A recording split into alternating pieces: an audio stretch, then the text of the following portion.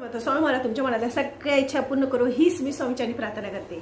आज मी तुम्हाला मिठाचे अतिशय प्रभावशाली असे उपाय करणार आहे आणि कृती सुद्धा करून दाखवणार आहे की कुठं कुठं मीठ ठेवल्याने आपल्या घरामध्ये लक्ष्मी प्राप्ती होतेच, पण आपल्या घरातली जी नकारात्मक शक्ती आहे ती पूर्णपणे बाहेर जाते। घरातल्या लोकांमध्ये जे आजारपण आहे, सारखा आजारपण येत असेल, लहान बाळ आजारी पडत असतील, ते मिठाचे अतिशय अनेक फायदे आहेत। त्या मिठाचे वापर केल्याने जे खडे नमक आहे म्हणजे मोठं नमक आहे, मीठ म्हणजे समुद्रातले नमक, त्या मिठाने जर आपण खूप चांगल्या प्रकारे असे उपाय जर केले तर आपल्या घरामध्ये नकारात्मक शक्ती प्रवेश करत नाही। आलेल्या गेलेल्या लोकांची नजर आपल्या घराला लागत नाही। आपल्या घरातले जे देव आहे किंवा कुठं इतर ठिकाणी आपण मीठ ठेवलं तर त्याच्याने आपल्या घरामध्ये वादविवाद सुद्धा होत नाही।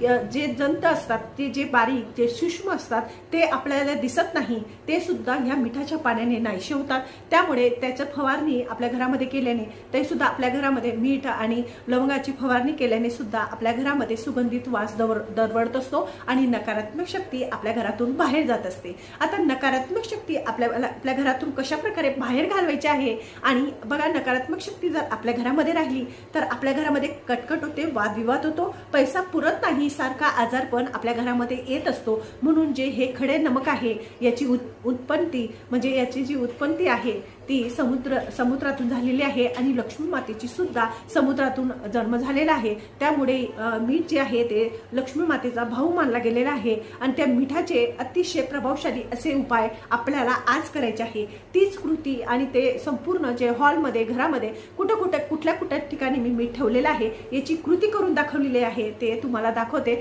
आता पुढच्या व्हिडिओमध्ये नक्की बघा आणि व्हिडिओ हा लास्ट पर्यंत बघा म्हणजे तुम्हाला संपूर्ण माहिती ह्या मिठाची समजेल। आज मी तुम्हाला मिठाबद्दल अतिशय प्रभावशाली असे उपाय सांगणार आहे। जे मीठ आपल्या घरातलं नकारात्मक शक्ती पूर्णपणे बाहेर घालवतं। घरामध्ये जसं चव अन्नाला आणत असतं तसं आपल्या घरामध्ये नकारात्मक शक्ती, आपल्या घरातलं वास्तुदोष पूर्णपणे ह्या मिठामुळे नाहीसा करू शकतात आपण। तर प्रत्येक स्त्रीने आपल्याला आपल्या घरामध्ये हे मीठ ठेवायचंच आहे, आवर्जून ठेवायचं आहे। कारण की का तर ह्या मिठामुळे वास्तुदोष सुद्धा निवारण होतं। आलेल्या गेलेल्या व्यक्तींची जी नजर आहे, जी घाण दृष्ट आहे ती आपल्या घराला लागत नाही। या मिठावरती हे जे मीठ असतं आपण कानाकोपऱ्यामध्ये ठेवलेलं असतं, तर ह्या मिठामुळे ती जी नजर असते ती दृष्ट हे मीठ ऑब्झॉर्ब करत असतं, म्हणजे आकर्षित करत असतं। वाईट ज्या शक्ती असतात ते हे मीठ आकर्षित करत असतं। आणि ज्या वेळेस आपल्या घराला कुणाची दृष्ट लागलेली आहे तर ह्या मिठाचं पाणी होतं बघा, कानाकोपऱ्यात जे ठेवलेलं असतं तर ह्या मिठाचं पाणी होतं। तर असं समजायचं ज्या वेळेस आपल्या घरामध्ये कोणाची दृष्ट लागलेली असेल तर हे जे मीठ आहे याच्यामध्ये पाणी निर्माण होतं किंवा हे मीठ पिवळ्या कलरचं पडत असतं। तर त्यावेळेस काय करायचं, आपण कानाकोपऱ्यांमध्ये जे मीठ ठेवलेलं असतं तर ते मीठ आपल्याला फेकून द्यायचं असतं आणि नंतर त्याच्यामध्ये परत मीठ भरून आपल्याला एखाद्या ज्या ठिकाणी कोणाचा हात जाणार नाही, कोणाची दृष्ट पडणार नाही अशा ठिकाणी आपल्याला हे मीठ ठेवायचं असतं। आपल्या टॉयलेट बाथरूम मध्ये भरपूर प्रमाणात नकारात्मक शक्ती असते, त्या ठिकाणी सुद्धा आपल्याला हे मीठ ठेवायचं असतं। आता हे टॉयलेटचं आणि हे बाथरूमचं असे चिनी मातीच्या भांड्यामध्ये मी मीठ ठेवत असते आणि आज मी तुम्हाला दाखवण्यासाठी हे चिनी मातीचे भांडे स्वच्छ धुवून तुम्हाला आता दाखवते की आपल्या टॉयलेटच्या ठिकाणी भरपूर प्रमाणात नकारात्मक शक्ती असते। आणि मिठामुळे काय होतं तर मिठामुळे आपल्या घरात लक्ष्मी प्राप्ती सुद्धा होते आणि आपल्या घरामध्ये सदैव लक्ष्मी टिकून राहते आणि आपल्या घरामध्ये कुणाची नजर सुद्धा लागत नाही। त्यामुळे जे मीठ आहे ते आपल्याला आपल्या टॉयलेटमध्ये सुद्धा ठेवायचं असतं। बघा ज्या वेळेस आपण आपल्या टॉयलेटमध्ये मीठ ठेवत असतो तर मिठाला असं ठेवायचं आणि त्याच्या बाजूला असं झाड ठेवून द्यायचं, म्हणजे ते मीठ कुणाला दिसणार नाही अशा ठिकाणी ठेवायचं आणि त्या ठिकाणी असं झाड सुद्धा ठेवून द्यायचं आहे, म्हणजे कुणाला दिसणार पण नाही आणि लहान मुलांचा हात सुद्धा तिथं जाणार नाही। त्याच्यामुळे आपल्या घरामध्ये नकारात्मक शक्ती असेल ती पूर्णपणे बाहेर जाते, म्हणजे टॉयलेटमधली, आणि आपल्या घरामध्ये जो वास्तुदोष असेल तुमचा टॉयलेटचा तो सुद्धा नाहीसा होत असतो। जे मीठ आहे ते बाकीचं मीठ आपल्याला आता आपल्या बाथरूम मध्ये ठेवायचं आहे। बघा बाथरूम आणि टॉयलेटमध्ये भरपूर प्रमाणात नकारात्मक शक्ती असते, त्यामुळे हे जे मीठ आहे चिनी भांड्यामध्ये भरलेलं हे आपण आता बाथरूम मध्ये ठेवायचं। बाथरूम मध्ये अशा जागेवर ठेवायचं की ज्या ठिकाणी बघा लगेच इझिली ते कुणाला तरी दिसेल, अशा ठिकाणी आपल्याला बाथरूम मध्ये ठेवायचं आहे आणि टॉयलेटमध्ये ते कुणाला दिसणार नाही अशा ठिकाणी ते मीठ ठेवायचं आहे। अशा प्रकारे आपल्याला खडे नमक आपल्या बाथरूम मध्ये सुद्धा ठेवायचं आहे। आणि नंतर ना काय करायचं बघा, आता सांगते तुम्हाला। ह्या ठिकाणी मी आता असं मीठ ठेवलेलं आहे, हे जे मीठ आहे हे कान्याकोपऱ्यामध्ये ज्या ठिकाणी कुणाचा हात जाणार नाही किंवा पाणी भरून मिठाचे जे पाणी आहे ते सुद्धा तुम्ही अशा कान्याकोपऱ्यामध्ये ठेवू शकता, म्हणजे ते पाणी खाली सांडायला नको। त्याच्याने सुद्धा जी नकारात्मक शक्ती आहे ती आपल्या घरातून बाहेर जाते, कुणाची दृष्ट आपल्याला घरामध्ये लागत नाही।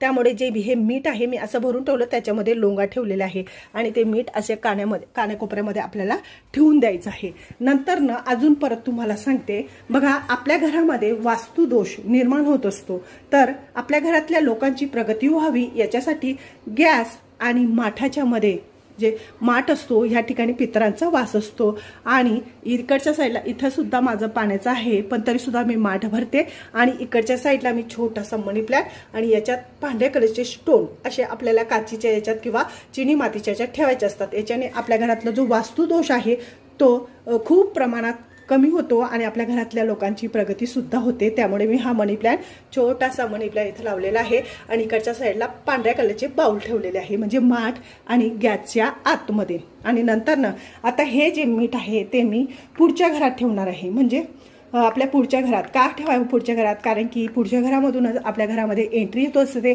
कुणाची पण, तर आपल्या घरामध्ये कधीच कुणाची नजर लागू नये किंवा आपल्या घरामध्ये बघा नजर ही दृष्ट ही खूप घाण असते आणि ती जर आपल्या घराला लागली तर त्याच्यामुळे आपल्या घराचा विनाश व्हायला काहीच टाइम लागत नाही। तर हे जे मीठ आहे ते मी आता माझ्या पुढच्या हॉलमध्ये ठेवणार आहे, ज्या ठिकाणी कोणाला दिसणार नाही, कारण की माझ्या घरात माझा मुलगा मोठा आहे, माझ्या घरात छोटे मुलं नाही, त्यामुळे माझ्या घरात कुणीच कुठं हात लावत नाही माझ्याशिवाय।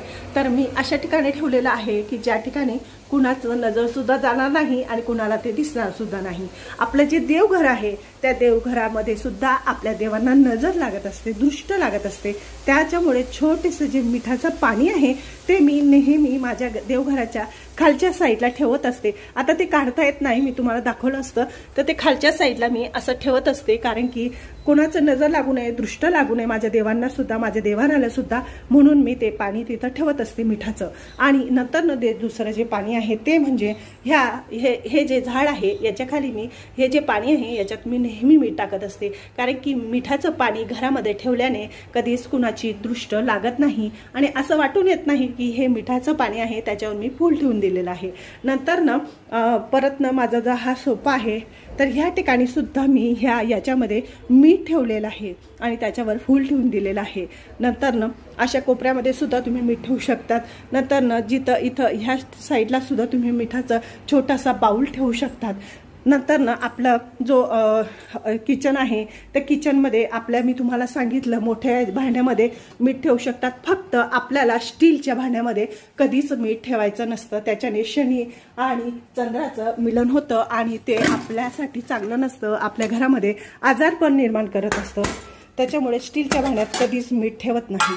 भरपूर स्त्रिया बघा आपला जो मसाल्याचा डब्बा असतो त्याच्यामध्ये सुद्धा मीठ ठेवत असतात, पण असं करू नका, त्याच्याने ते दोन्ही खराब झाले तर आपल्या घरामध्ये आजारपण येतो। आपल्या घरामध्ये स्टीलच्या भांड्यात ठेवल्याने आपल्या घरामध्ये आजारपण येतो, अघटित घटना घडत असतात, काहीतरी व्याधी निर्माण होत असतात। त्याच्यामुळे आपला जो डब्बा आहे त्याच्यामध्ये स्टीलचा असतो तर त्याच्यामध्ये मीठ कधीच ठेवू नका। बघा त्याच्यामध्ये बाकीचं तुम्ही सगळं ठेवू शकतात, फक्त मीठ ठेवायचं नाही। भरपूर स्त्रिया काय करतात, हा जो चमचा असतो एकच चमचा आपण मिठाला सुद्धा वापरतो आणि नंतर न हळदीला सुद्धा वापरतो, असं सुद्धा करू नका। जे चमचे आहे ते वेगवेगळे आपल्याला वापरायचे असतात, पण शक्यतो आपल्याला जे आपला मसाल्याचा डब्बा आहे त्याच्यामध्ये सुद्धा आपल्याला मीठ ठेवायचं नाही।